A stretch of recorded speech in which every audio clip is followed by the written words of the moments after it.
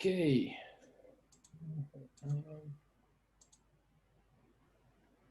How do I see everyone? I'm just trying to drag this out. Here we go. No. Anyway, now only me and Beth and Emily sharing screen, video. Yeah, that's cool. Okay. Thank you very much, everyone, for joining us tonight. As many of you already know now, what is this all about? But I'm gonna introduce it for the new of you. So this is a Reframe series, part of Birmingham Enterprise community and our partners, delivering those sessions to make sure that these challenging times that entrepreneurs, emerging startups, and um, innovators like you still have access to the support they need and the advice they need. Tonight, Steve Dalton is one of our mentors of Birmingham Enterprise community. He's going to be delivering this session about startup learning fundamentals, take advantage of he is himself, and anything you need in tech, he's going to be your guy. He works with people from the early stage startups to large financial institutions. I hope you're going to enjoy it. I'm going to even now move it to you, Steve. You want to introduce yourself and then carry on? Thanks, everyone. I just wanted to check. How do I get the chat? Are you watching the chat Uh, for questions? at the bottom, there's Q&A. no. Oh, I can't. Anyway, that's fine. I'll find it in a minute. I'm gonna let you know if there's any questions from here. At the end, we can start. Perfect. Yeah. Yeah, because I'm in screen present mode. I can't see the Okay. chat that I normally can. That's fine. Hi, everyone. My name's Steve Dalton. I hope you can all hear me okay. If you can't hear me, please go in the chat and say so, please. But hopefully you're good. So I'm actually not in the UK, not in Birmingham, not in the UK, not actually anywhere near you. I'm actually over in Australia. I'm from the UK though. I'm actually from Wolverhampton. So if anyone knows Wolverhampton, I'm just having a cup of tea. This is my mug for my team. And I went to university in Birmingham, University of Birmingham, and I became part of this program as a Birmingham alumni, and got involved just last year in this this great program the guys are running. But I'm over in Australia, so quite far away. It's actually 5 o'clock in the morning at the moment, and I actually got up about 2:30 a.m. I couldn't sleep, so I'm going to go back and have a sleep after this. So if I look a little bit bleary-eyed, then please forgive me. So I'm in Australia. I actually live in a place called the Gold Coast. If everyone can see that map, this is the Gold Coast, and Australia is massive. If you see Sydney, Gold Coast, Sydney, that is about 1,000 kilometres, and that's I do regularly travel to Sydney when we're not locked down. That's over an hour flight, and that's a very regular thing for Australians to travel interstate. We're always traveling, so it's very weird for us to be locked down at the moment. We have all our state borders are closed, so we're having to get quite creative with the way we work. And yeah, where I live on the Gold Coast is kind of a weird place. It's a very tourist place, and it's hit very hard at the moment by the shutdown. And so we're all getting quite creative. And the subject of my talk today, I think, is quite relevant to what's happening at the moment. So I'll just go back, if everyone can see that. I don't know how many on this call are familiar with the Lean Startup and any of the, you won't know the book on the right there, but the two books on the left. I can't really get a show of hands here because not everyone's got their cameras on, but it'd be interesting to know who has come across any of this material and who has actually read the books. Because one of the things that's brought me to actually do this talk is just recently I've been doing a lot more mentoring, and I'm kind of staggered by the amount of people that actually don't know this material, which to me has been pretty fundamental. And to anyone who's been to Silicon Valley, this is literally the language that you have to, the lingua franca of how you talk over there. And everyone knows the Lean Startup. All startups have followed this. It's not perfect, but it is a really good thing to have as a background. And it is really, there's some common nomenclature in there that will be very useful if you know this material. If you are talking to other founders or especially to investors, a lot of the language surrounding these materials is very, very common. So I think it's a useful thing for us to all know about, particularly young founders who've only kind of come in the last 2 years, they wouldn't have necessarily gone through the stages that me and some of my other founders went through, and they may have missed this. So my purpose of this is to tell you a little bit about it. So with that, I think I might start. To give me a little background on me and my founder journey, I'm a engineer. I'm an electrical engineer, but I am a software engineer mainly these days. My business does do some electronics, but we're mainly in software engineering. Have a pretty successful consultancy over here doing software and electronics consultancy, but we've done a lot of startups through the years, and helped a lot of startups as well. Our consulting company actually works with startups. So I'm often working closely with the startup founders, building their tech, but also I get quite involved with trying to help them through their journey. So this is what's led me to some of these, a lot of these mentoring opportunities. So the first book on the left here is by this guy, Eric Ries.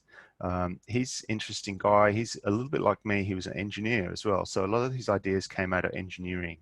And Eric was very into agile software development, extreme programming, and all of these techniques that were around and quite common at the time. And he was reading up on lean manufacturing, which is a method that came in from the Toyota process from the Japanese, when the Japanese came in and basically took over the world's car making. And he was really interested in, could startups be done in a more scientific way? And was there a way that we could actually have some more process and rigor around things?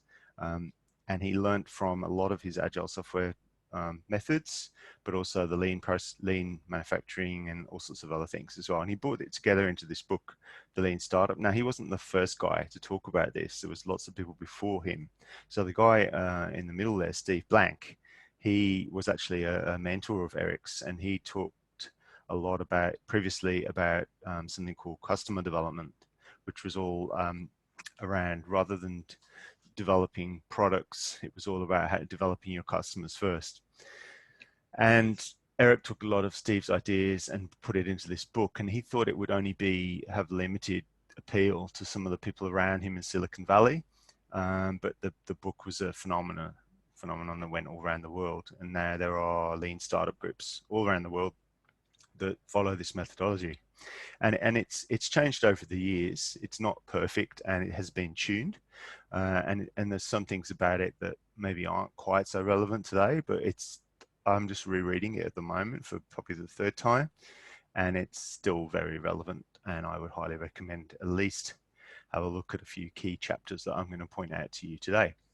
And the third book over there is by a guy who's a local to my city, Dan Norris, and he took a lot of these ideas and compressed it into this thing called the 7-Day Startup. And he has some interesting ideas, which I'm just going to close on today. But I'll start with Eric. So is everyone okay? Everyone following? I've got to work out how to get the chat on so I can actually see that.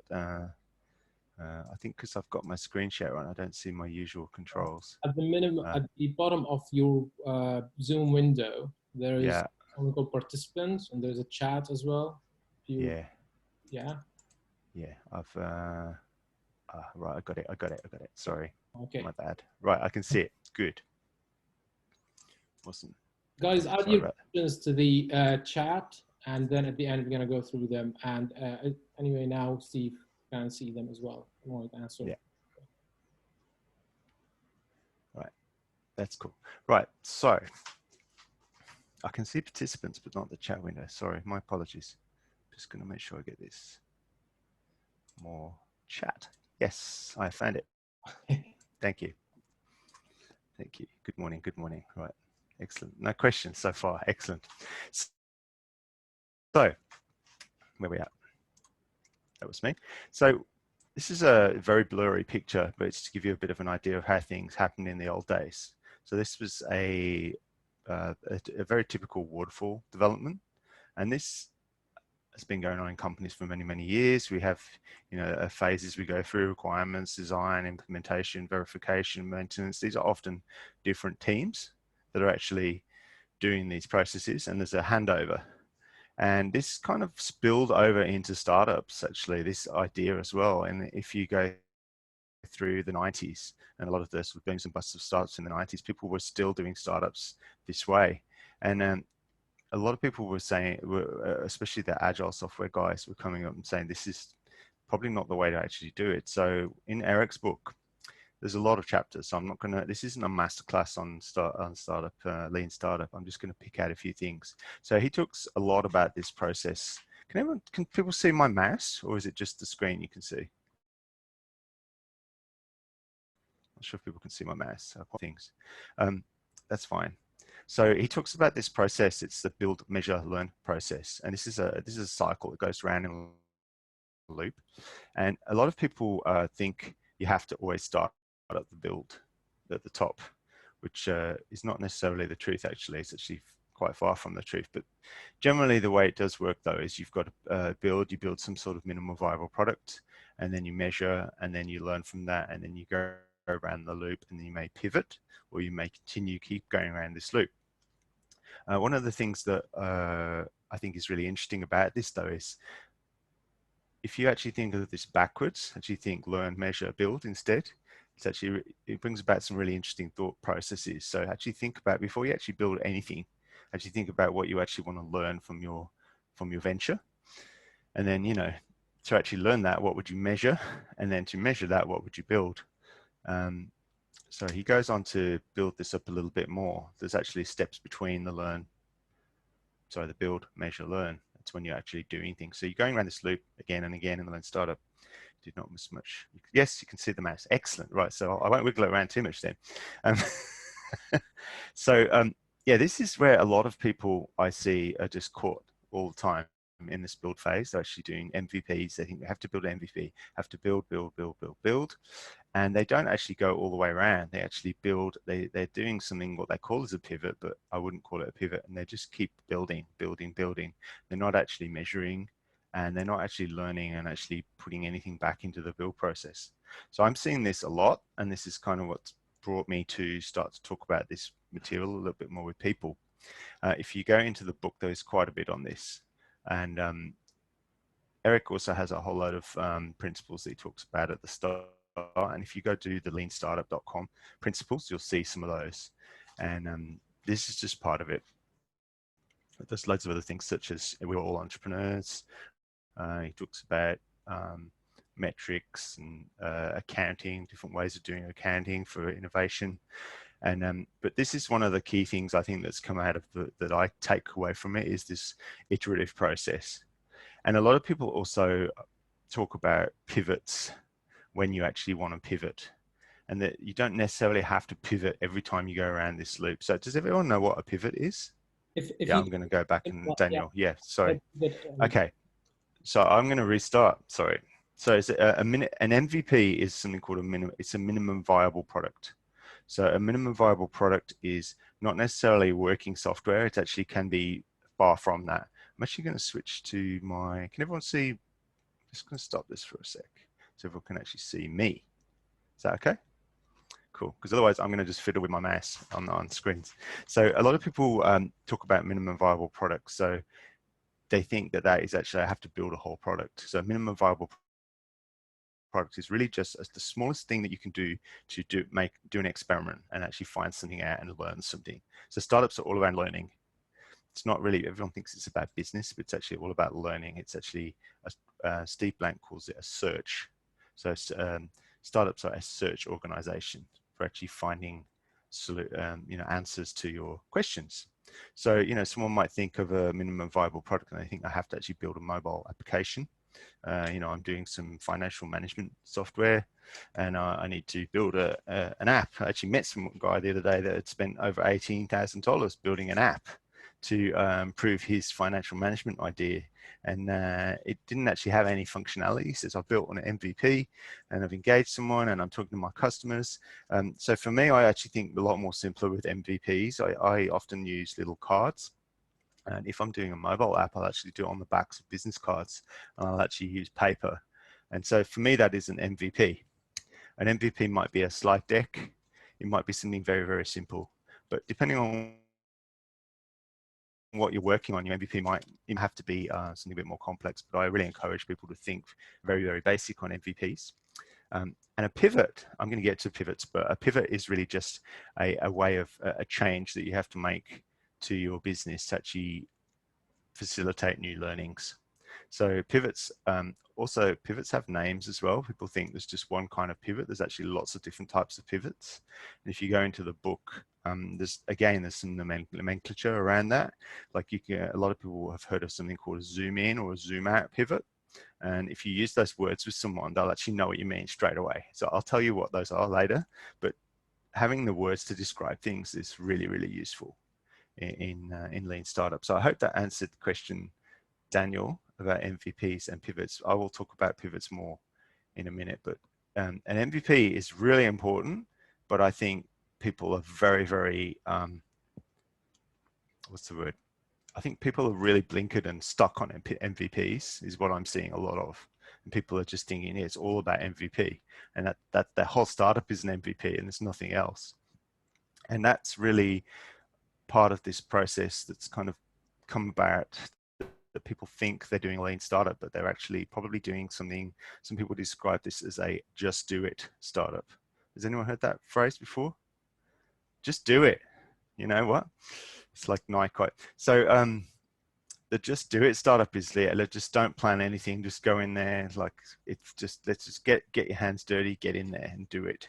But there's no measuring, there's no learning. And people often just go around this MVP cycle like continually. So that's definitely something I have seen. I don't know if you guys have seen that in your own startups and your own mentoring, but people get stuck in the MVP and they never actually deliver anything. And eventually they all burn out. And so I don't want that to happen. It'd be nice if we actually did it differently, right? So lean startup, I'm going to go back to my, actually don't need any slides for this, but this process of going around the loop is super important for lean startup. So I'm going to move on a little bit to something else that Eric talks about in the lean startup book. And he talks about something called a concierge. This is related to MVP. So has anyone heard of a concierge startup? Anyone? No? No, no. So this is really cool. So I really like this idea, and I've had got a few yeses, a few no's. Good. So have you ever been to a hotel and ever used a concierge? You know, the guy, you walk up to him and he kind of just does all the smoke and mirrors and makes things happen for you, right? And he's the man who knows everyone. He can do a lot of things. You can find someone to do this, do this, do this. And it's a hand-holding type service, right? So concierge startup is something I've seen has worked really, really well. So, and especially when people have no money and they're trying to build an MVP, and especially non-technical founders. So I don't know how many non-technical founders we have here versus technical founders, but on the Gold Coast where I live, we have a massive amount of non-technical founders. And as a technical person, I'm continually hounded by people wanting them to build things for me. And I usually 9 times out of 10, I'll push them towards the concierge startup. So what a concierge startup is effectively, it's a way of you getting, I'm just going to shut my door, hang on, sorry. So concierge startup is a way, and a lot of people came on concierge startups actually almost by accident. Eric Ries talks about this in his book. They built a whole load of things. They built a whole load of tests for people to try things out. They had a whole load of interviews, and at the end of it, the whole thing was invalidated, their hypothesis. And they looked back on it and thought, could we actually have got away with not building that, and asked the same questions? So they went through this whole concierge startup thing. So what you do is you basically fake it. And the example in Eric Ries's book, he uses these 2 guys that set up a shopping startup. And the idea of the startup is, in this particular example, is they wanted to have a service where you could put in all your nice food ideas, recipe ideas of what food you liked, and it would suggest recipe ideas to you, and then it would automatically order the food for you from the supermarket, and then the food would arrive to your door with all the recipes and everything. And we actually have a service like this in Australia called HelloFresh. I don't know if it exists in the UK. And it is, but years ago, these guys did a different one. And so they wanted to prove the idea. And you know, some of us may have thought, right, okay, we've got to build something. We've got to go and do logistics with the supermarkets. We've got to build an app. We've got to do the recipe matching. Are we going to use some AI algorithm, right, to match everyone's taste to what they like to eat? And, you know, we're going to get celebrity chefs involved. Jamie Oliver's going to be in on it and all this. And, you know, you create this huge thing. So they didn't do that at all. They put an ad out for they were launching the service, and they got one customer. It was literally they had a portal website. It was probably a WordPress or something, right? Are you interested in this? And they did the whole thing by email. The guys themselves, the founders, actually ran everything manually. So the lady who was their first customer emailed in, you know, what food they liked. They literally got out all the recipe books. They looked at all the recipes. They went to the supermarket and bought the food for her. They delivered it to her. They did everything manually. There was actually no technology involved whatsoever apart from email. And the lady actually didn't even know this was happening. And they delivered a service to her, and then they got some feedback from her. And then they tweaked the system, and then they did a few more. They got 3 or 4 customers. And by the time they got to the sort of 4th or 5th customers, they were starting to learn a thing or two. And that's when they thought, right, now we might want to invest something and start to automate. And then they built like a bit more of a better front end. They were still going to the supermarket and getting the food, and so they did everything manually for 2 or 3 months, and basically earned $100 in 2 or 3 months between the two of them but they didn't build any technology at all during this time. It was all manual, and they were able to make a lot of learnings and actually avoid a lot of pitfalls through not building something. And that was the concierge startup. And what happens with the concierge startup as you actually get some traction? So does anyone know what do you know what traction means? Have you heard that phrase before? Yeah, maybe, yes, no. Anyway, so once you have a little bit of traction, you've got a little bit of, you might have a little bit of cash coming in even, it's probably going to be hardly anything. You can actually then start to build things. But the idea is to not build things, yet don't build things that no one wants, right? You want to build the things that people want. And you don't know what people want until you've actually done the process. So Eric talks a lot about, there's a whole chapter on concierge startups. If you only read one chapter in that book, like read that chapter, it's quite inspiring. So if you're struggling at the moment to build something and you're trying to build an MVP and you can't find tech resources, you don't have money, like have a look at concierge. The other thing you can do with concierge is you can use other tools that are already out there. So you can potentially, you might find you need a CRM, and you need to build some sort of customer relationship management, you know, maybe use someone else's CRM, get a 30-day trial of something just to get you going. Use whatever you can find. So much like our hotel concierge, he just kind of scraps around and finds whatever he finds, and he presents you with, you know, your tour that you're going on or whatever, but he's probably done a whole load of, you know, magic behind the scenes. So that's the concierge startup. I'd highly recommend looking into that. And I've had great success recommending that to some of my mentees, and they have really run with it and done an awesome job.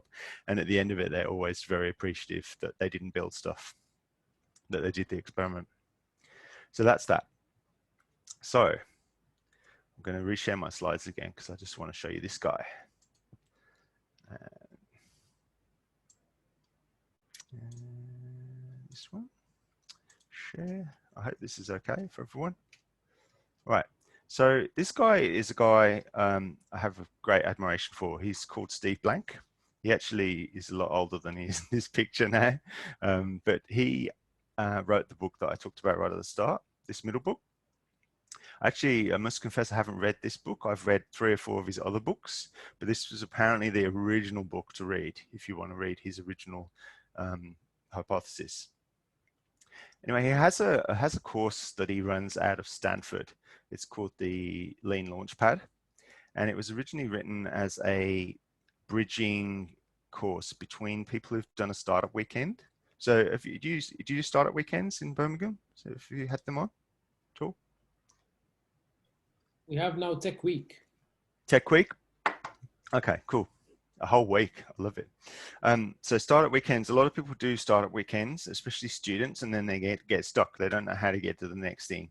So they had a thing called, or 10 years ago now, I think, called Startup Next, which was a program by the Startup Weekend guys that allowed them to then go to the next stage. But there was this kind of gap between students wanting to do Startup Next and who'd come out of Startup Weekend. And Steve created this course called the Lean Launchpad, which was done out of Stanford. And I think it's a 6-week course. And they go through a process. And a lot of people did very well out of it. And Steve created, around the time when I was getting interested in this, the MOOCs, online university courses were just starting to kind of pick up. And he created this thing called it was called the Lean Launchpad on Udacity. He's renamed it since it's called How to Build a Startup. And it's a course, and it's about 9 lectures. It's actually only about 6 hours of lectures. And I've run this quite a few times for a number of people as a little breakfast study group. And it is really awesome. Like for the amount of time you have to invest, there's a lot in there. And Steve uses a lot of examples. There is really good content. If you actually want to run this and actually facilitate running this, once you've been through and actually done the course yourself, he has really good facilitation notes as well. So if anyone was interested in running this course, I think it's a very good bang for buck. So the big thing Steve talks about, it's similar to what Eric was talking about in the Lean Startup, but his big thing is customer development. So it's all around not so much development of code and things like that. It's all about how do you develop your customer. And he has this phrase that he says all the time throughout the course, and he says, get out of the building. So he always says, get out of the building. There are no answers here. You have to get out of the building. So if you do the course, you'll get sick of him saying that. And he also says something called, he talks a lot about business plans in the early days. And he says, no business plan survives first contact with a customer. That's one of his other famous phrases. So he talks about the difference between a business plan and a business model. And this was really groundbreaking around the time I discovered it, because a lot of people were still building, when they were building startups, they were treating them like businesses that they'd done in the past. They were building 5-year business plans for startups, and it just doesn't work. And Steve will explain that in his course. He would do it much better than me.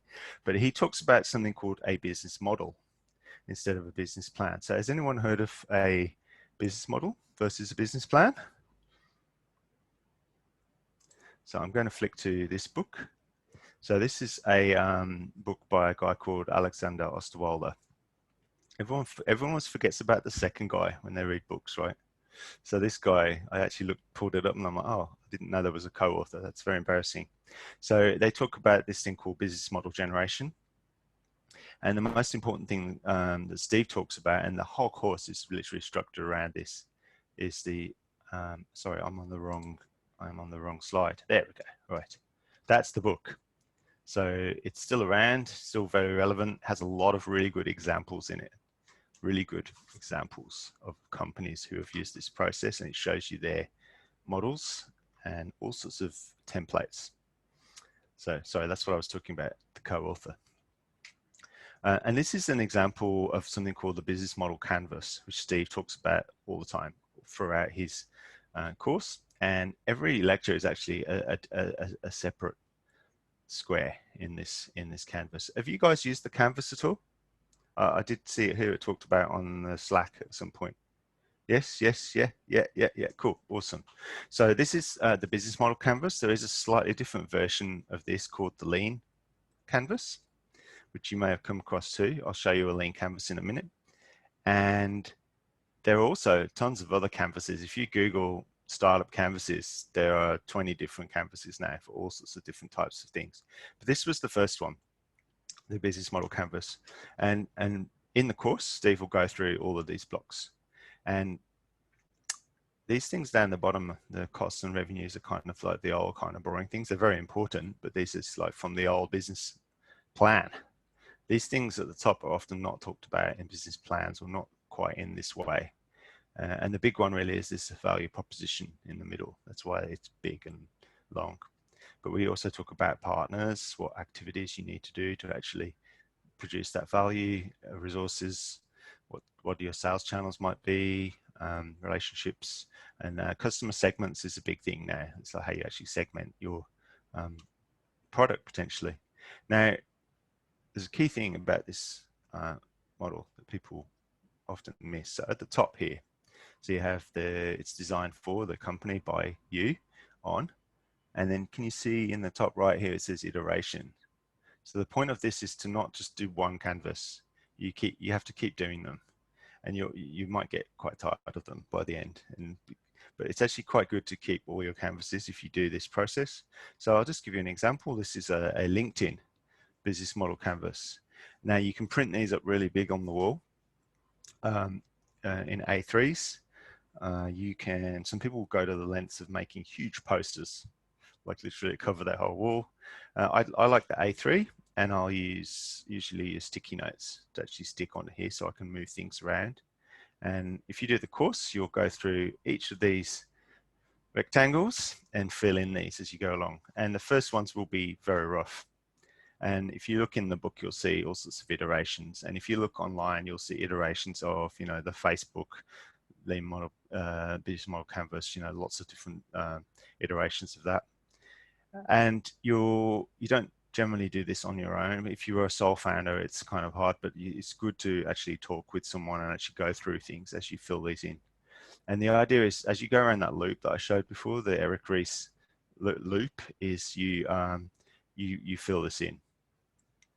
And it's a really interesting process. I can't really cover it in the time that I have today, but like, if I'd highly recommend take the 6 hours and do Steve's course and go through this, have a working startup that you can actually work through that course. I'm actually starting a course next week. We're going to do an online study group with one of my incubators, and it's probably going to be like lunchtime in Australia, so you guys won't be able to, the timing won't be right, but if someone wanted to run that as a study group, it works really well and works online quite well. So this is a lean canvas, slightly different. This is actually a lean canvas for one of my startups. And I did this one in Google Sheets instead of on the actual PDF. And the good thing about Google Sheets is if you've got a remote team, you can share this. So if you use Google Sheets, you can share it with your coworkers and you can type into it. And then, you can repeat. So this was just version 1, I think. We actually changed this quite a bit. This was for an IoT startup that I did a few years ago. And we had a lot of mess in here, actually. We had all sorts of different customers. We didn't really know where we were focusing. So we had to do a bit of a big zoom in pivot on this startup. But this was one of the early ones. And this was our first customer, actually, the rabbit fence. Oops, sorry. The rabbit fence in Australia. If you've seen the rabbit-proof fence, there's the movie. There's a rabbit fence. There's actually several rabbit fences in Australia, and our device sat on the rabbit fence. It was to detect when gates had been left open on the fence and prevent rabbits from escaping. It's quite an interesting one. So, is everyone following? Is there a link to Steve's course? Yes, I'll give you a link, but it's very easy to find if you search Udacity Lean Launchpad. It's called How to Launch a Startup. I will post it into ticks. Lean Launchpad. He changed the name of it from Lean Launchpad because it was confusing, because I think Stanford had their course called Lean Launchpad, and a lot of people thought this was the Stanford University course. But it is actually really, really similar. So I've just posted that in the chat if everyone can see that. It's really good. Highly recommend it. All right, is everyone following? I know this is really, really fast, but the idea of this workshop is really just to give you a little taster. So I do apologize if people aren't totally following everything, but I want to just kind of get you excited about it. Is that all right?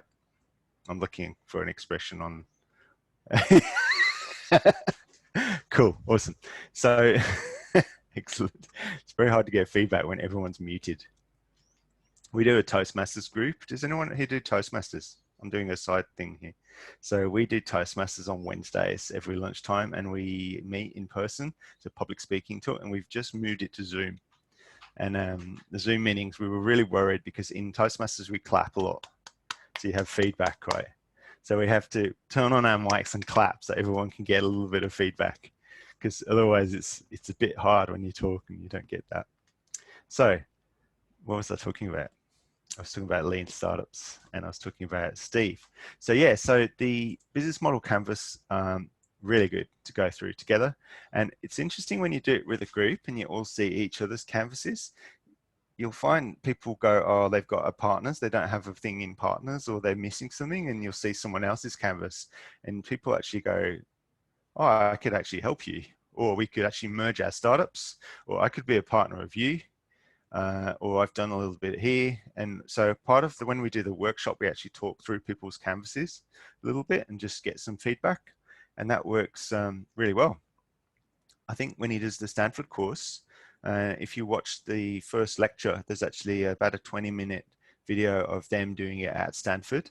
They do every week is like another lesson, and they have a body of people at the front, all the mentors, and people pitch what they've done in the last week to them. So it's much more formal. You don't get that in the MOOC, but you can kind of artificially create that yourself if you're doing it as a study group. So I'm just going to go back to my slides.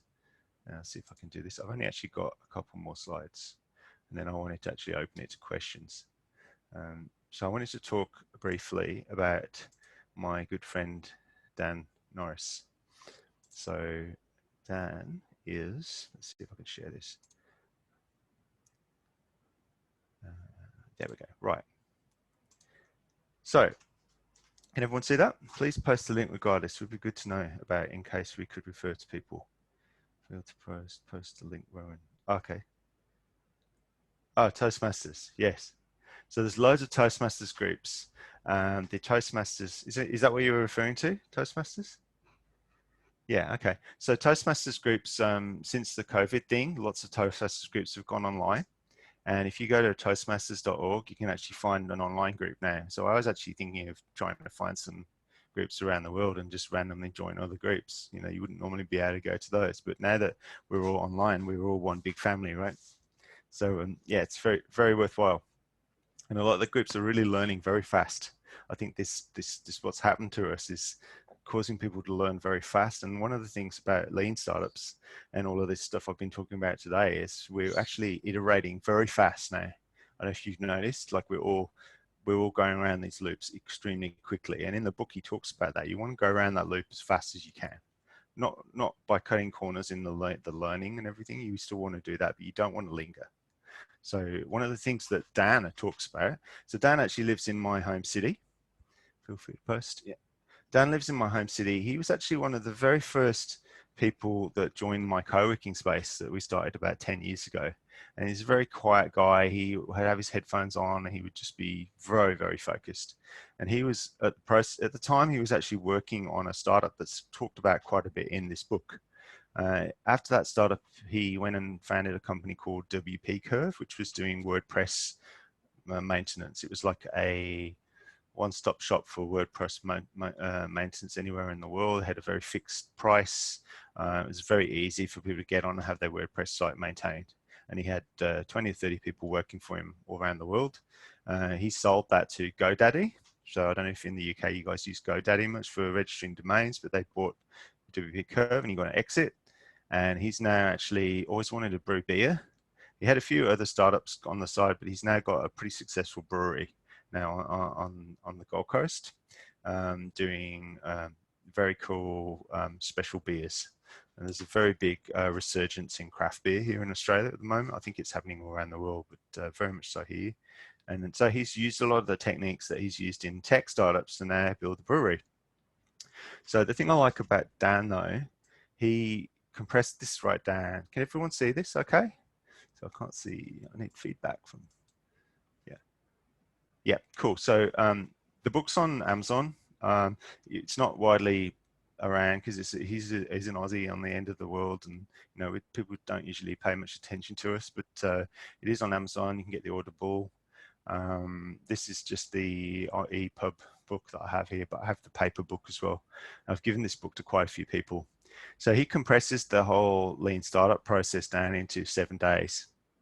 And he reckons you can build a startup from start to finish in 7 days. And I know people can do this because my friend Merrill actually launched an entire online bookkeeping startup in 7 days using his technique, almost to the letter. And she's going really well now. It's called Bean Ninjas. that startup. She's another successful starter in my city.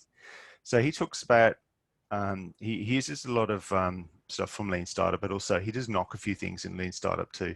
He basically, his whole process is around starting and starting fast. He thinks that we probably spend way too much time actually doing surveys and testing and things like that, whereas sometimes it's the best thing you can do is actually launch. And that's why he has this, you don't learn until you launch, in his byline on the book. So he splits it down into 7 days. He gives you, 1 day to think up of an idea, 1 day to build an MVP, to talk about MVP, what you're going to do. You've got a day to choose your business name, build a website in a day, and then he talks about marketing, setting targets, and what's day 7? I can't even see because my thing's in the way. Launch on day 7. And he's not suggesting you'll have a successful startup in 7 days, but some people do. But the idea is to go through the entire process of launching a startup in 7 days. So after he exited his business to GoDaddy, I actually saw him have a go at 2 others. That one actually he sold to someone, I think probably for $100 or something. But the other one failed, and then he hit on the brewery, and then the brewery has been very successful. He's got a tap room just down the road from me here. It's called Black Hops. Oh, someone found the link. Good. So he's very, very focused on his brewery now. It's very hard to contact him. He's removed all contact details from his website and everything because people used to hound him over this book. So he points people to the book and says, read the book. And, he has a group on Facebook as well, a group chat where people talk about the process. But one of the things I really like about what Dan does is his process works really, really well for companies that can benefit from social media and content marketing. So he's a very, very good content marketer. So if you're using this process for building electronics, IoT, like what I do, it might not always work, but for him, the content marketing startups, it works really, really well. And he uses blogs a lot, podcasts. He goes on guests on podcasts. He guest blogs for people. He gets as much content out as possible, social media. He's very, very active in that space, and he just totally smashes that. I'm so impressed. When the podcast thing is really good. If people have never done a podcast before, start a podcast, it's kind of fun. I had one for a few years and I got to meet the most amazing people.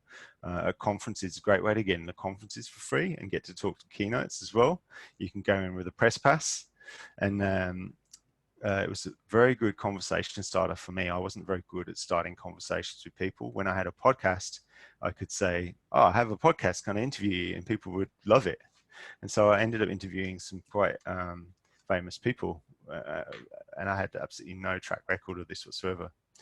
So Dan did that very successfully with his podcast, and also with social media marketing. So, but he literally goes straight for the jugular and just gets in there within a week.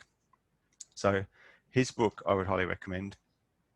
You can read it in literally like 2 hours. Actually, it's not very long.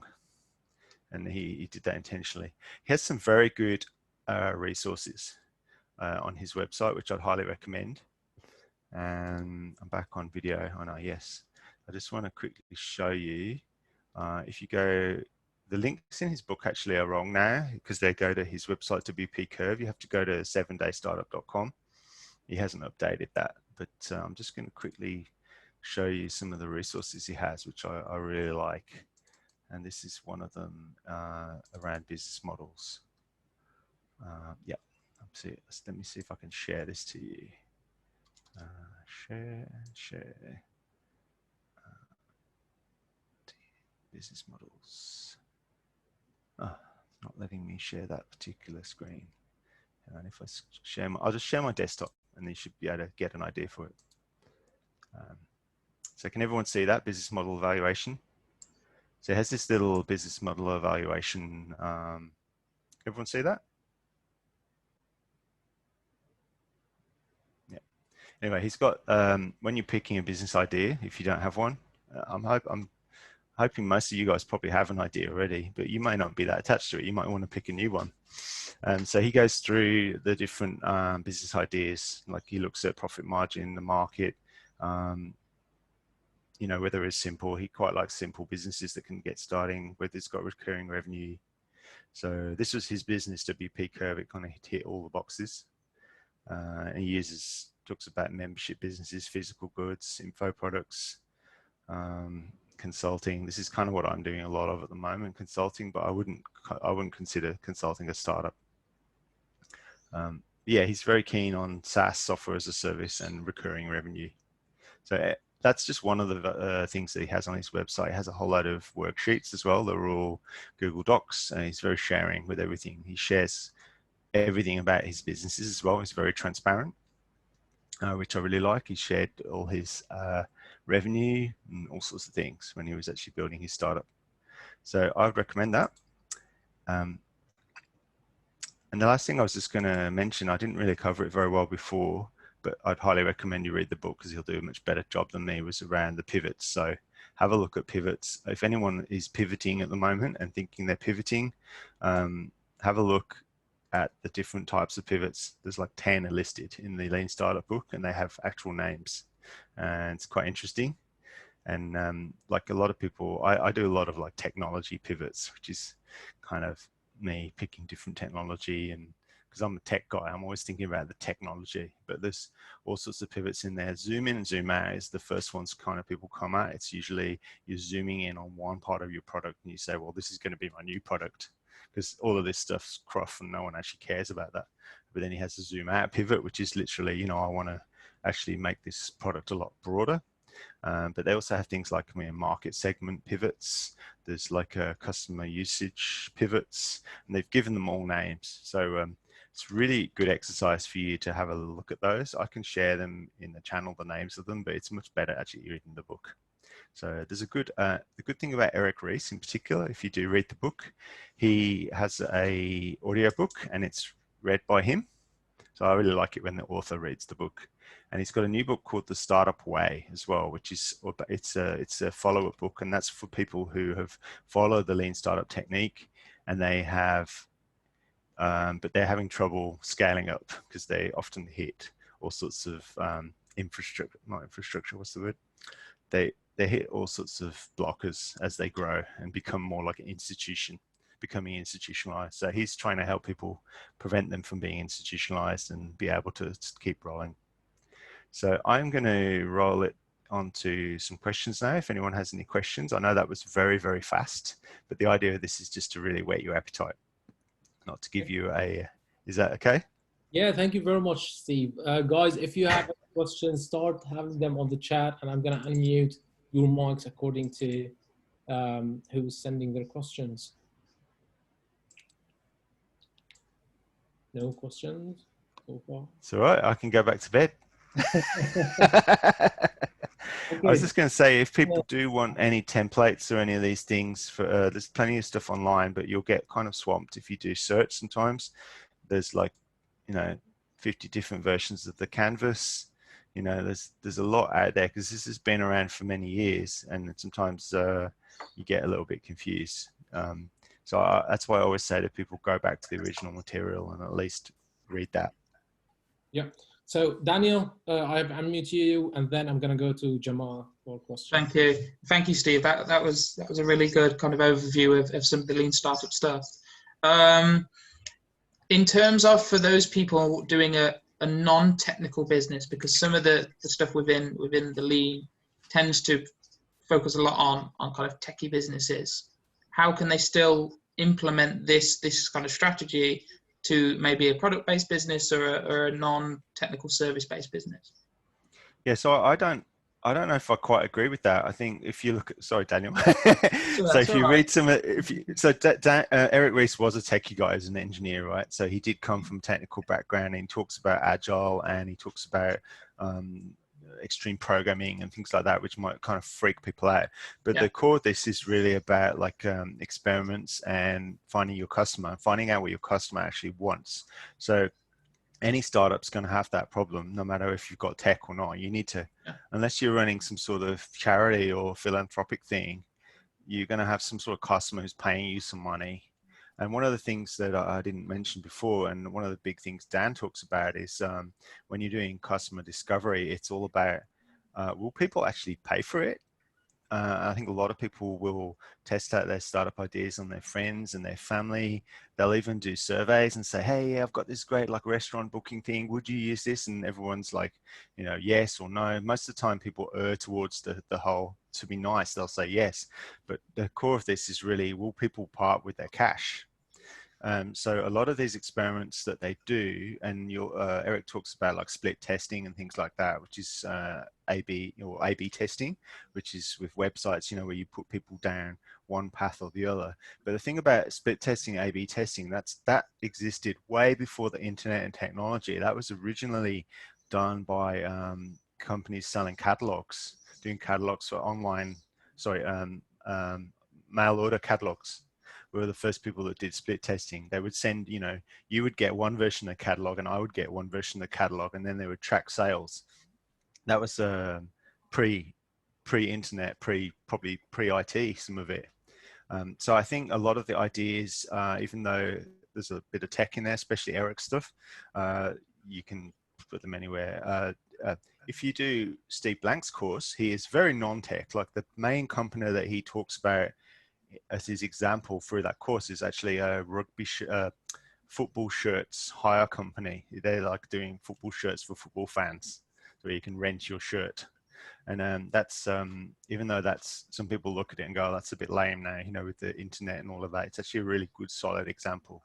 So yeah, I wouldn't be. I think it's very relevant. So it's just about not being put off if people start using kind of techie stuff. Just ignore that. And yeah, and the concierge startup thing, right, as well, right? Like think about how can you do things without technology. Like I think any company will be a technology business eventually. You'll have some technology, but in the early days, you can do things.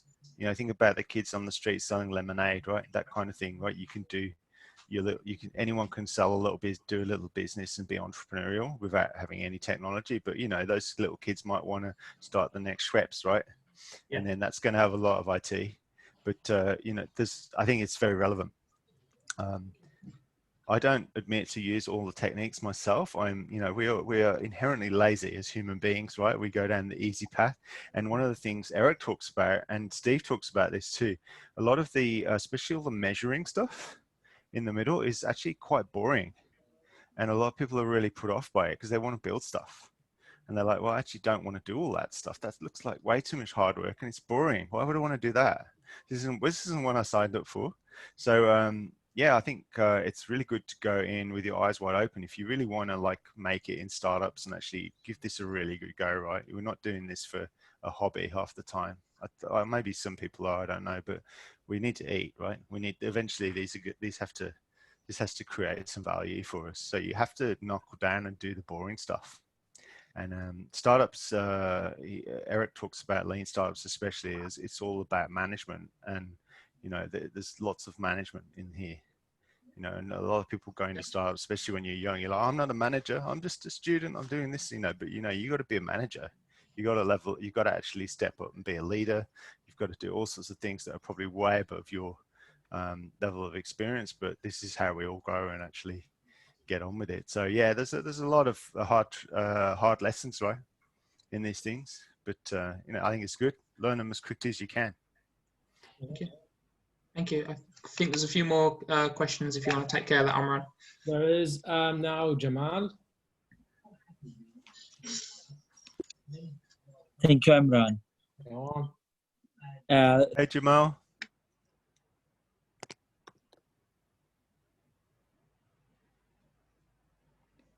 Are you still with us, Jamal?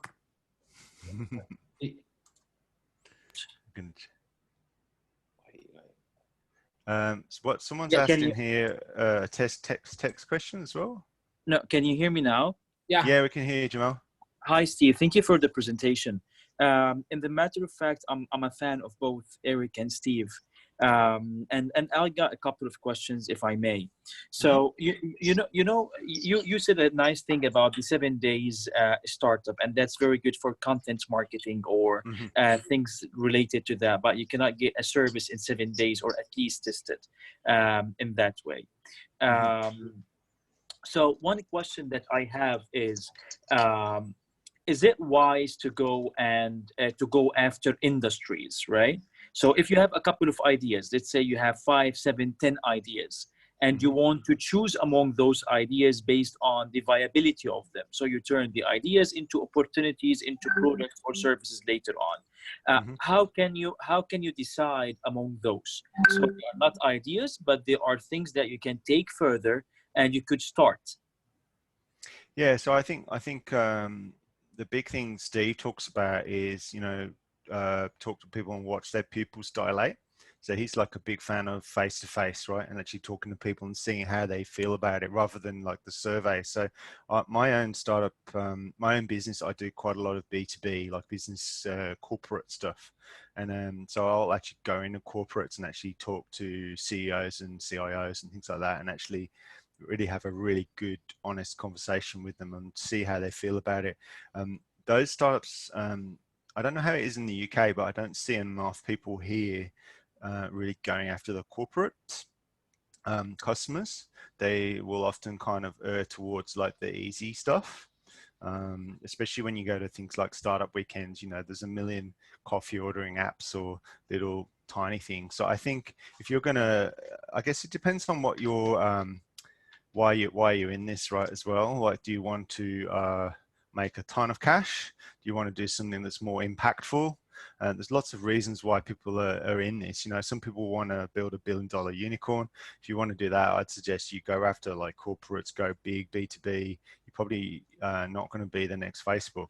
But if you're going to do something much more impactful in your local community, there's lots of people talking about that now, at least now with COVID, and other little things that we can do that maybe make us a subsistence income, but also help a lot of people and get a lot of community good out of it, then, those things. So I don't know if I'm answering your question, but there's lots of different reasons why you won't go after different things, but you have to have the conversation with people and do the experiment. So part of all of this process is doing experiments. So you've got to set up experiments and try them out rather than just sitting in your office and trying to work it out yourself. You have to go and get out there. So in answer to, like, I guess one of the other questions someone talked about tech with MVPs and stuff like that, you just need to get to that experiment as quick as possible, whether it's tech or no tech, or sometimes it's real, bits of, held together by string, but you have to get to that point where you can actually get some information. Okay, yeah. It is not really what I wanted to ask. Oh, okay. Let me try to rephrase the question. So, is it possible that you hunt after industries? Like, if we talk about transportation, it's a $1 billion industry. Yes. Right. And then if you have an idea into that, you go and do an MVP around it. And then if you have an education in the education industry, for example, you have another idea that you want to go there and do it. So let's say with different industries, the margins are different as well. So would I go into an industry that I know that is big enough and could be disrupted, or would I go into what I find the most lucrative? Or do I go where after the margins are there? Or if I have 10, 15 ideas into 10, 15 different industries, which ones I do and which ones I test with and which ones I shall just say, no, this is not going to work. Because I cannot go after every idea and do an MVP and do the testing. Or else I'll be in a closed circle, Yeah, I understand the question now. Yeah, that's a very good question. And it's really hard to answer. I think one of the things I find with industries, especially, is if you don't have experience in that industry, it's really difficult. And some of the things I've suggested to people in the past, if they want to do a startup in a certain industry and they don't work in that industry, they should probably find a co-founder that's in that industry, or go get a job in that industry. Even just volunteer. Like, if you've never worked in a school and you're doing something for education, go and like volunteer at your school, like get information about that in that industry. I think it's really hard if you don't know that industry. I know it's very easy to go after certain things because there's better margins, but I work quite a bit in insurance. I know insurance industry quite well now but I've been consulting in insurance for 5 years now. Before I had this consulting job, I knew nothing about insurance. I was I did finance, but not insurance. So I had no idea about the industry. So now if I wanted to do an insurance startup, I think I'd be in a pretty good place. But 5 years ago, it would have been a big fail for me. So yeah, I think, yeah, picking the stuff's hard. And I think if you've got 15 startup ideas as well, that's going to send you crazy as well. You need to quickly probably get rid of some of those. And I think definitely having a cohort of people you can work together with, having a co-founder, or even just having like a little accountability group or something. And I guess the Birmingham enterprise community is one of those, right? Having a little group that you can push your ideas around with others is really good. Yeah, that's my best advice I could say, Jamal. It's like if you're trying to pick, you've got to do the experiments and talk to people. You got to have like in the US they say you got to have like 100 coffees with people before you really have an idea of like whether something's going to work or not. So once you hit Silicon Valley, they say you got to have 100 coffees, then come back to me and see what you think. So just keep having the conversations and get out there. Okay. Sorry about the schools comment. So shall we move now? We have a question from Liam. Sorry, Liam, we missed your question at the beginning. No, I don't. I'm only listening. Hi, Liam. Thanks a lot, Steve, for the session. It was really useful. I've read the Lean Startup at the back end of last year, and it was nice to get like a bit of a refresher over a lot of the stuff. So yeah, thanks a lot for that. I was just asking in general terms, do you have any sort of advice for speeding up the build, measure, learn loop, or anything that you found which has sort of helped you? Yeah, I think definitely. Well, the build part of it obviously is you've got to really cut a lot of corners and just get something that you can, and that might be your concierge, or you just borrow steel, whatever you can to get that done.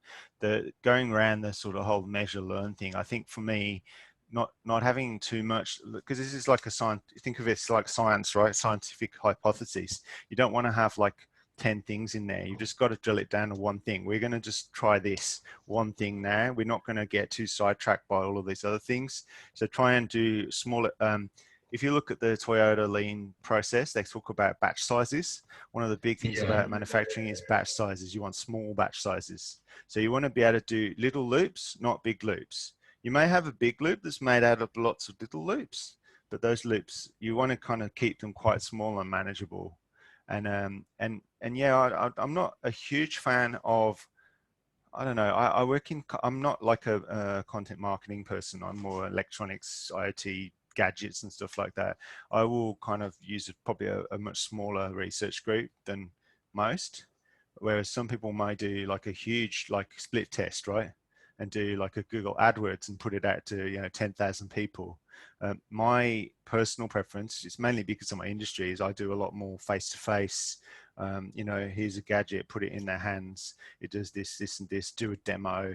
I might make a little YouTube video or something like that of the thing, and I'll keep my survey groups are quite small, but I have to because I can't send an IoT product to like 10,000 people for review.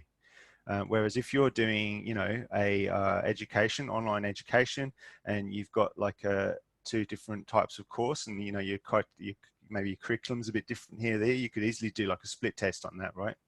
And say, do an ad this way and see who likes the course better than the others. Does that answer the question? I think the batch sizes is really important.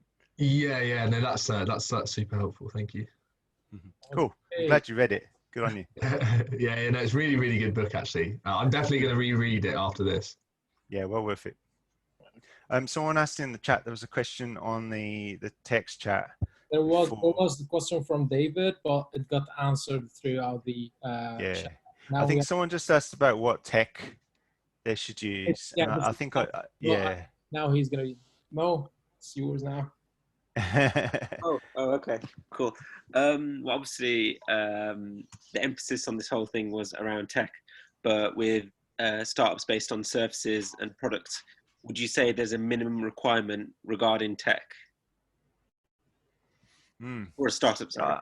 I don't know. I don't know if there is. I've seen some really interesting ones around in my area because we live in a tourist town.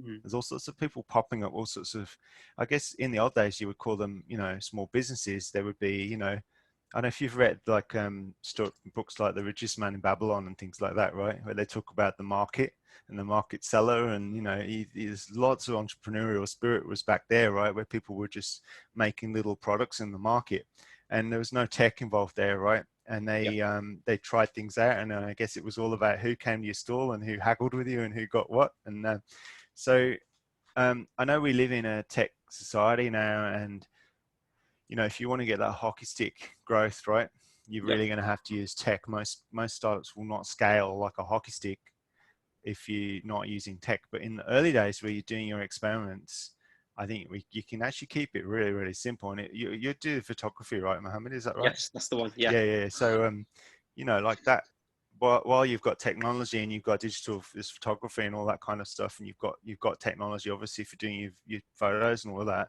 Yeah. With photographers, it's often about you as the person, right? Yes, 100%. And the relationship and everything like that. So it's going to be around you as a personality, and it might be, if you look at Dan's book, he talks very much about selling yourself and marketing yourself. It might be through a channel, a podcast, social media. It might be through what you're doing with the community here. Just regularly posting photos and tagging them, and being diligent around your quality. Yes. Those sorts of things are more about you, right? It's about your craftsmanship. But if you were to scale it up and say, now I'm going to make some huge photo empire of sharing, and there's going to be all of this marketplace for photographers and for doing startup events, and you're obviously then going to bring in lots of technology and scale that. But I don't know, in the early days, I think keep it nice and keep it real. Let's say I wanted maybe yeah. Sorry. You go.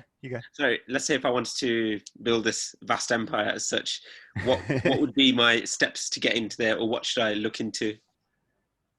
Yeah, I think there's definitely in your industry, there's quite a few people doing that already. So you'd want to, I guess, do some good research around what's already been done and see if there's any gaps.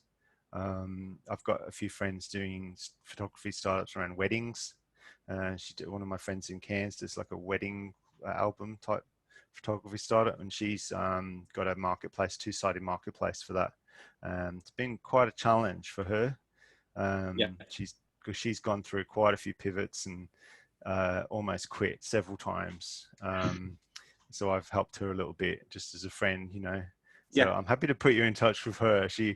But I think definitely there's something in this, now we're all talking like this, right? I'm on the other side of the planet.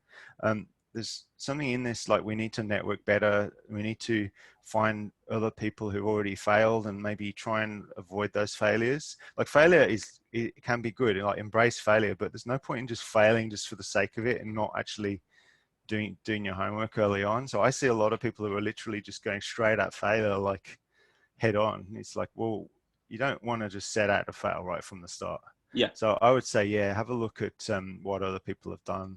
Try and learn from their mistakes. We have a course here we do in Australia called OnRamp, which is it's a 6-week first time founder course, and they're just about to launch it online. And the guy that started it, his whole premise for starting this course was he just saw so many failures, the same failures, like textbook failures again and again and again. And he says, I don't want you to have this whole failure is not an option mentality. But I don't want you just to make all the common mistakes everyone else has, right? Absolutely. So that would be my best advice for you, Mohammed. Wish you all the best. Thank you. Thank you very much for your time, Steve. That's all right. YM. Oh, hang on. We've got from in the chat. Got to head off. Thanks, Dominic. Yeah.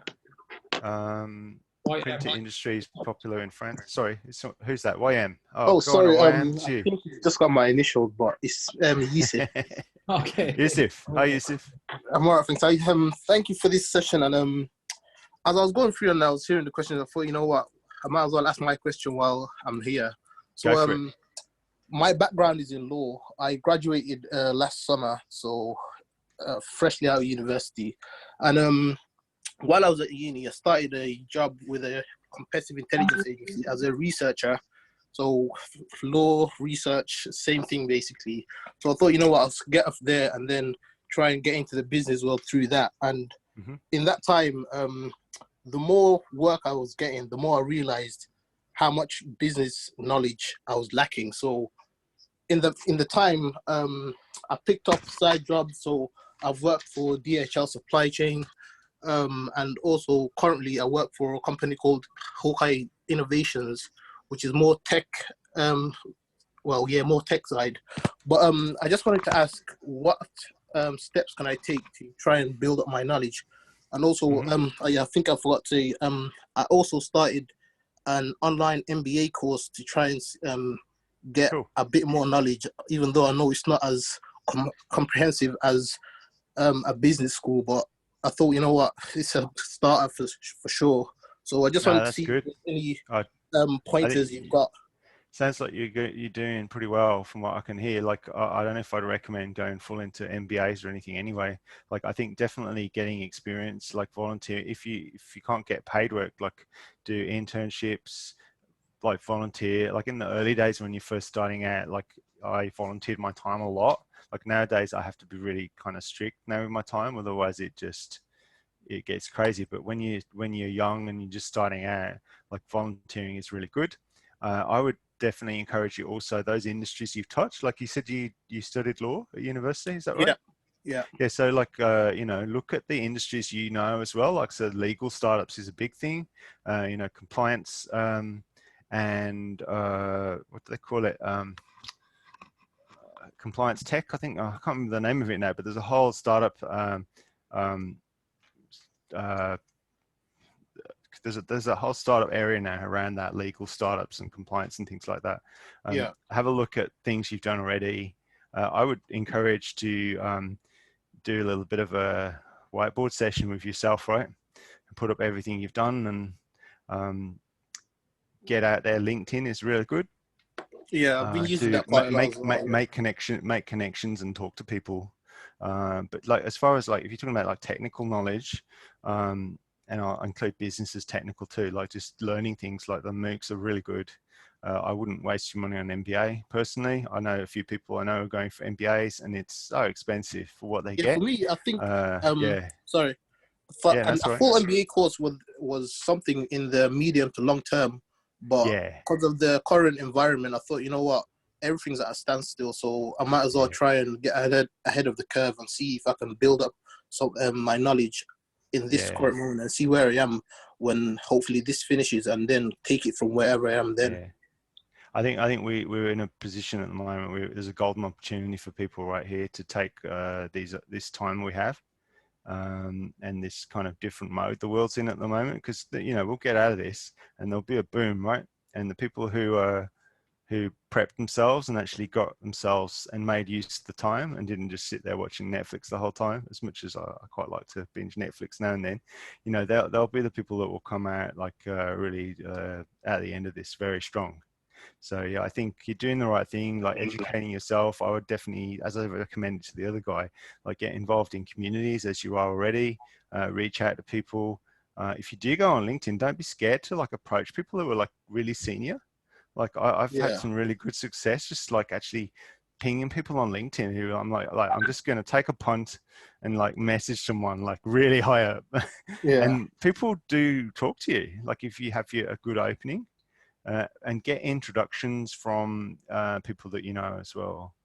Actually, I'll send it to Daniel and crew. There's a really good introduction template that I have. It's like an email. The way you do introductions, there's actually a good way to do intros, email intros, and ask for intros. So I'll send that out, because I would highly recommend that. Try and get intros, and just hustle, right? Go for it. You got the right attitude though. Good on you, man. Thanks, man. Thanks for your time, man. That's right. What else we got? Any other questions, guys? The sun's coming up now in Australia. I've got a bird sitting on my roof here. He's going to start making noise in a minute. We might have the kookaburras calling. We're gonna I was just going to ask. Who's on the Oh, that Liam. Sorry. Well, Jamal was viewing actually. So, shall we give Jamal wanted another. Can I have another one? Yeah, go on. Okay, thank you.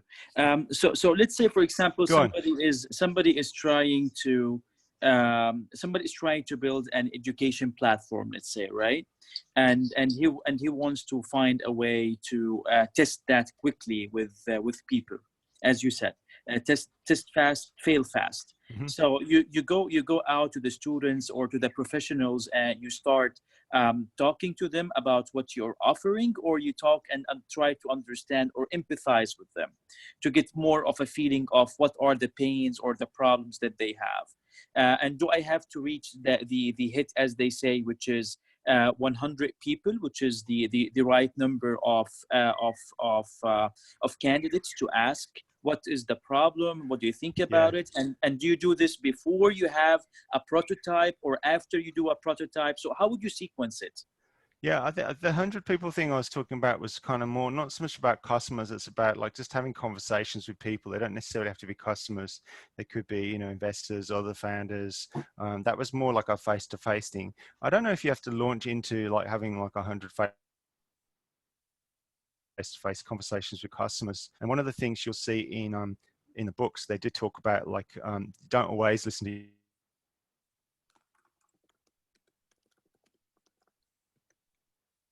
It's the birds. the customer too, right? That can actually send you in the wrong direction. So sometimes you want to, you know, get out to a lot of people who you don't know. You don't want to ask your friends and family or buddies. Yeah. So with education, like, sorry, go on. There's not a hard and fast answer, I guess. Sorry, go on. So how would you build like how would you build an MVP with that? Do you need a landing page with some videos of the instructors the education that you have? one. Yeah. Or how would you do it? And would you do that after you talk to people? Well, education is a good one.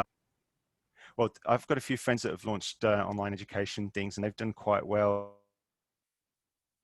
with using something like Udemy, and they put a short course out on Udemy for sometimes for free or for like $50 or something like that. But they don't generally, that course, they haven't just like invented that and put that straight on Udemy. They've probably maybe tried it on someone, the content. Like one of my friends did a Udemy course which was really popular. It was how to use Google. Like how easy is it to use Google? Everyone thinks they can use Google. He did this free Udemy course on how to use Google, and he got like tons of people using it. And then he used that as a stepping stone. He learned all about Udemy, and then he created more courses after that. And the other example, an really big training company called A Cloud Guru that do all cloud tech trainings, and from Australia, but she's from UK, Australia, back in UK now. And he started the whole business on Udemy. But then once they got a lot of users, they launched their own site with like better margins, because Udemy take like 30%. But he still actually launches a lot of content on Udemy as well, because he knows that's a marketing channel for himself, right? So he has his own site, but also the Udemy one. So leveraging like platforms that are already there, I think for education can be really good. There's all sorts of, the Udemy one's good because there's no, like, the barrier to entry is very low. Like anyone could put a course up. There's a lot of crap on there too, right? But you know, if you can get it to the right people and get people trying it out. Yeah, it's a hard one. I don't do education myself, but I know some people that have done. I've done my own informal courses. We've done some courses at our makerspace on electronics for kids, for instance, and we tried that ourselves face to face, and learned a lot about how to do courses face to face, to the point where we said, yeah, we never want to do this again. But we did launch a little electronics kit out of that, which you can buy mail order, with an online little sheet where they can do the exercise themselves, and people have bought quite a lot of those. But yeah, yeah, I definitely reach out to people who've done it already. Shall we get there's plenty of people there. Sorry, go on. Kaz can help us on this, I think, right? Yeah, cool. Kaz may have some thoughts on this question. Cool. Hey guys, awesome. can you guys hear me Go, all right? Kaz. Hey everyone. If you don't know, I'm a lecturer at Aston Business School actually, but I'm also running a education start. Well, I've started an education start, but it's quite a bit. It's in a stealth mode, so. But I will talk about it more when I give my session in a couple of weeks' time. I guess it's all about, one of the things I found with education startups is that most of you come from the point from a student's perspective of trying to see what's wrong, the problems that you face as a student, and you're trying to find that solution. And I think there's a lot of education startups who have failed because they neglect to see it from the lecturer's perspective. And I also think that, and I think this is something I always say to the companies, startups I mentor as well, is that especially if you've got like two different stakeholders and your perspective is from the pain point that you had when you were a certain stakeholder, it's really important to get to the mindset of the other sort of stakeholder stuff. So one of the things I would sort of say to you is work on the biggest challenges that you work on what I would say is firstly try to script out what are the pain points that you're trying to solve, because you talked about wanting to do a platform for both lecturers and students that would require having both users in the same time. And I think that's probably going to be the one thing I would say.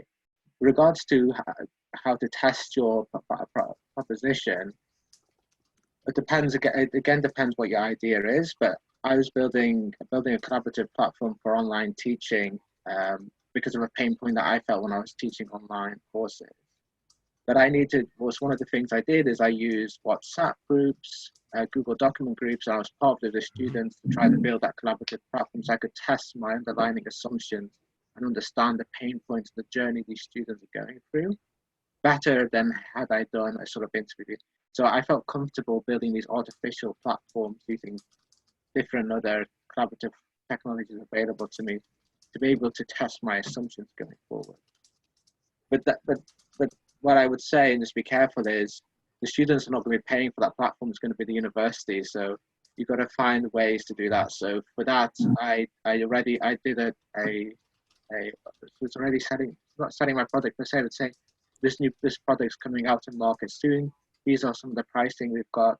I said that to program directors, and I was able to get a conversation with a few of them. So I knew that universities were willing to pay for that product as well. So that's something I probably recommend. But if you want to speak to me privately about getting you contacts and helping you arrange meetings with professors, I can ask for contact. Yeah. Yeah, Sorry. a few of the people I know that did the Udemy courses were lecturers too. That was their job. They were uni lecturers, and they were doing this as a little side hustle while they were lecturing at uni. And then one of them was actually retiring from, he was a professor, and he used it as it was his little retirement startup. So yeah, I think, but yeah, as you say, Kaz, if the unis are or the unis or schools are your client, then you have to think about, going back to that business model canvas, you've got to think about who your customer is, who's actually going to be paying for this. And sometimes people get a bit confused as to who their customer is. Like people always thought Google, like we're Google's customers. We're not Google's customers. We're actually the product. The customer is actually the person paying for the ads. That's the person that pays Google the money. Us as citizens using Google are actually the product that Google is selling to advertisers. So you have to think about who the customer is. Sometimes the customer and the user are not the same thing. Ahmed, I answered Ahmed's question on text. It's actually a good question. He talked about impact startups, and if you're doing something for a charity or helping people with disabilities and things like that, I think it's a really important question. You can still use Lean Startup for impact startups. Sometimes the money is not being off. It's similar to what I just said. The person paying the money is not necessarily, it's not the user. It might be the government. Might be in Australia, we have something called the NDIS scheme, National Disability Scheme, and there's a big fund and money goes to people by that way. And often you're going to be earning less money. It's going to be, for good, but you may still be able to get a good income out of it. Some people do very well out of it. So if you're interested in the disabilities thing, Ahmed, there's a friend of mine, he's got a startup called Kind, KYND.com. It's based on the Gold Coast, and they are doing really well at the moment. They do, they're basically like an Uber for care workers, for people who, we have a new system in Australia, a new disability scheme, and basically it's a way people can find carers, and it's they have ratings and all that kind of stuff, so you can rate your carer and find a carer, and it's linked into the system. And he's literally, his business is like trebled in the last few months, and he's actually doing really well. But it took him a long time to get to this point. He's a really, really nice guy. I might call the founder. He'd probably give you a few tips. He has posted a few things publicly as well. He's often in the newspaper, and yeah, he's a good contact. But have a look at kynd.com. Kind. It might be com.au or com. They've done very well. Okay. Are we good? Are Yeah. we out of time, or? Thank you very much. I'm happy to take other questions. I've put my contact details in We're gonna just drop out with the chat. tell us a bit about the upcoming session, and then we wrap up with that. Beth, I think you can now. Yeah, I can speak now. Yeah, I'm really glad that I tuned into this one, because I think it's probably created a nice, not caveat, nice introduction then for anyone then that wants to jump onto the next segue. That's the word. Yeah, perfect. Yeah, because one thing that I want to build on, Steve, I'm a massive fan of using business model canvas, and particularly value proposition. And I think the piece that I really wanted to spend the hour doing was actually going into value proposition in a lot more depth, and to focus on how that's really useful to keep revisiting. And I think one thing that a lot of businesses forget to do is to get, one of the measures quite often once you've launched your product, and when you're constantly developing your product, is making sure that you're getting feedback from your users and your stakeholders, and then taking that information back into revisiting your value proposition. So that's really going to be the focus of that time. And if there's an opportunity, I'll see if we can do a bit of a live demo as well, because I think, as we talked about today, you can cover so much in these conversations, but there's nothing like maybe having somebody going through their real, sort of dive into their own business to maybe share, how we elicit that in sort of real time. So depending on how we can structure the hour, that's the plan. Okay, yeah, guys. Now I'm so glad I didn't talk about that now. I've yeah, I know when you, yeah, definitely when you were going through it, I was like, oh, how much is he going to do? So I was running out. Left that perfectly. The time. So just to comment on what you just said, I think just that idea of wargaming, or whatever you want to call it, actually going through something, I think is really, really awesome. To actually just pick an example, or even pick a successful startup that's already done it, actually replaying that is really good to see, like their iteration of how they're there, and now they're a unicorn. Like, how did they actually get to that? Yeah, no, totally agree. Yeah, and things do change a lot, as you say. I think that's it for tonight. Thank you very much for everyone. Thank you, Steve. Guys, the link for Beth's session is in the chat. If you want to sign up for that, you can get it as well from LinkedIn and Eventbrite. Thank you, everyone. And as usual, get in touch if you need any further support. Bye, Steve. See you later. Thanks for organizing. Yeah. Thank you very much for being with us this early. Thank you, everyone. Bye. Thank you, everyone. Bye. See ya. See ya.